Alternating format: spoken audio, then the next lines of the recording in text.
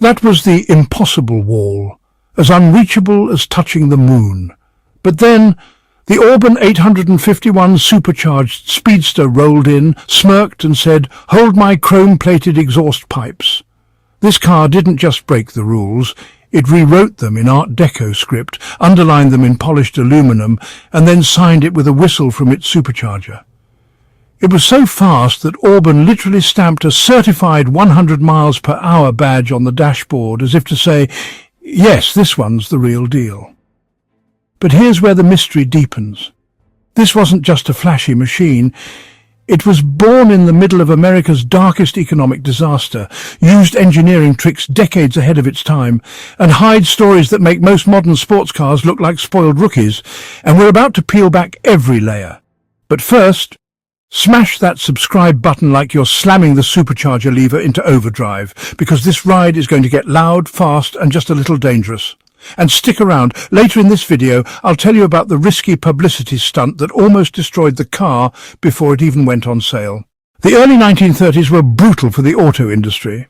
The Great Depression had turned America into a place where even buying bread was a calculated decision, let alone a shiny new car.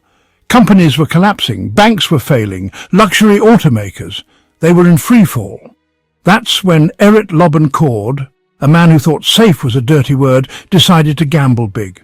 Cord wasn't just running Auburn. He also owned Cord, yes, the car brand with hidden headlights, and the ultra-luxury Duesenberg.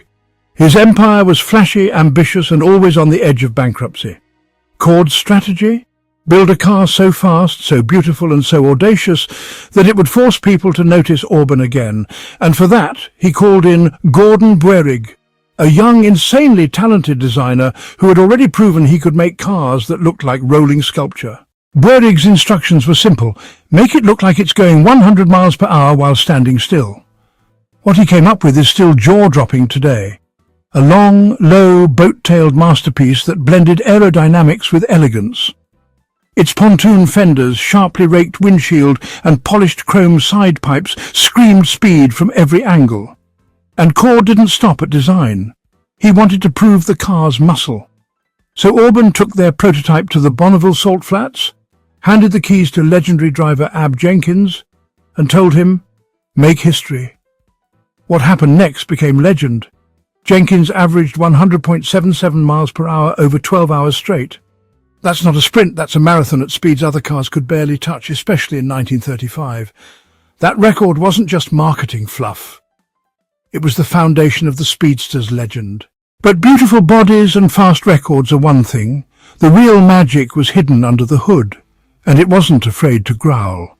Pop open the Speedster's endless hood and you'll find the source of its attitude, a Lycoming straight-8 engine displacing 280 cubic inches, that's about 4.6 litres. Alone, that was already respectable. But Auburn decided respectable was boring. So they bolted on a Schwitzer-Cummins supercharger. This wasn't just a gimmick, it cranked output to 150 horsepower, a staggering figure for the mid-1930s. Keep in mind, most family cars back then wheezed along with 40-70 horsepower. The Auburn had more than double that. The performance numbers told the story: 0-60 miles per hour, about 15 seconds. In 1935, that was blistering. Top speed over 100 miles per hour, certified by the factory quarter mile, around 19 seconds, faster than many post-war cars. And here's the thing, the Auburn wasn't just about raw speed, it was usable speed.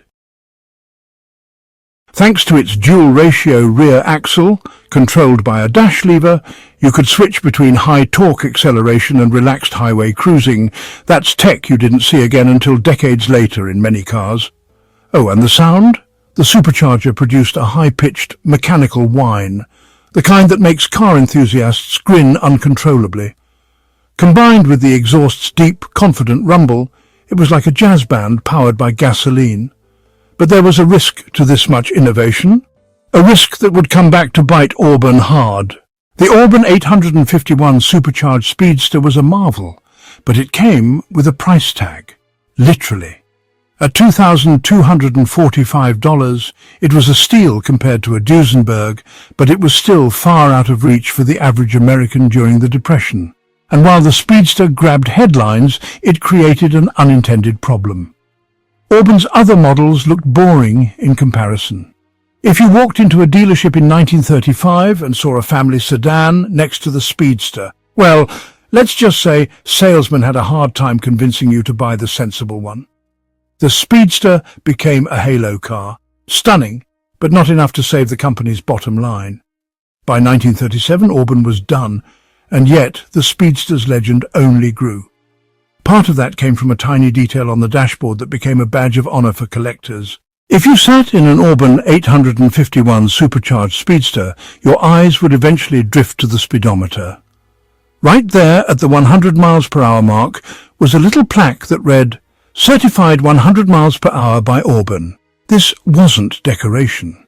Every Speedster was individually tested by either Ab Jenkins himself or another skilled factory driver to make sure it could genuinely hit triple digits.